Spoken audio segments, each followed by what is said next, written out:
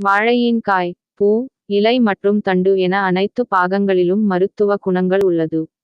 முந்தன் வாழைக்காயில் இரும்புச்சத்துடன் நிறைய மாவுச்சத்து காணப்படுகிறது. மெலிந்தவர்கள் இதை அதிகமாக சாப்பிட்டால் உடல் பருக்கும். உடலுக்கும் நல்ல வளர்ச்சி ஏற்படும். அதிக பசியாக இருப்பவர்கள் இதை சாப்பிட்டால் உடனேயே பசி அடங்கும். வாழைக்காயில் எலும்புகளின் வலுவிற்கும் வளர்ச்சிக்கும் தேவையான வைட்டமின், கால்சியம், மெக்னீசியம் ஆகியவற்றைக் கொண்டுள்ளது. இவைகள் எலும்பிற்கு போதிய பலம் தந்து எதிர்காலத்தில் மூட்டு வலி, ஆஸ்டியோபோரோசிஸ் ஆகிய எலும்பு தொடர்பான பிரச்சனைகளிலிருந்து நம்மை காப்பாற்றுகிறது. முந்தன் வாழைக்காயுடன் மிளகு, சீரகம் சேர்த்து சமைப்பது மிகவும் நல்லது. நீரிழிவு, இரத்த வாந்தி எடுப்பவர்கள் இதை பத்திய உணவாக சாப்பிடலாம். நாம் வாழைக்காயை சமைக்கும் போது அதை முழுவதுமாக உரித்து விட்டுக்கிறோம்.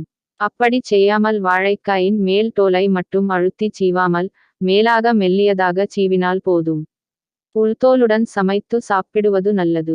வாழைக்காயை வாரம் 3 முறை சாப்பிட்டு வருவதால் உடலில் இன்சுலின் ஹார்மோன் சுரப்பை அதிகரித்து இரத்தத்தில் குளுக்கோஸின் அளவை கட்டுப்படுத்துகிறது.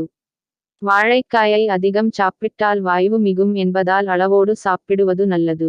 வாழைப்பிஞ்சுகளை பத்தியத்திற்கு சாப்பிடலாம் என்றாலும் மலத்தை இறுக்கிவிடும். மேலும் பச்சை வாழைக்காயை சின்ன சின்ன ஸ்லைஸ்களாக நறுக்கி வெயிலில் காயவைத்து மாவாக்கி உப்புடன் சேர்த்து சாப்பிட்டு வந்தால் அஜீரணம், புளிச்ச ஏப்பம் ஆகியவை நீங்கும். மலச்சிக்கல் இருப்பவர்கள் வாழைக்காய் சாப்பிடுவது நல்லது. வாழைக்காய் அதிக நார்ச்சத்து மற்றும் ஸ்டார்ச் சத்து இருக்கிறது.